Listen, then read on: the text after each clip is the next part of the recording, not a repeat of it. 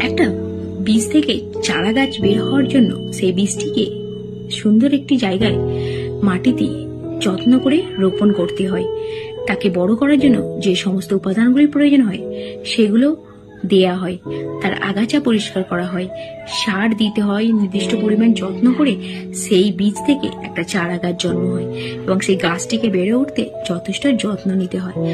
তেমনি দুটো মানুষ যখন সম্পর্কে থাকে তখন একে অপরের প্রতি অনেক যত্নশীল হতে হয়, একে অপরের প্রতি সম্মান থাকতে হয়, একে অপরের প্রতি বিশ্বাস থাকতে হয়, একে অপরের প্রতি অফুরন্ত ভালোবাসা থাকতে হয়।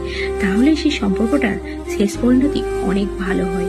যদি সম্পর্কের মধ্যে যত্ন না নেওয়া হয় সেই সম্পর্কটা বেশি দূর আগানো যায় না, মাঝপথেই শেষ।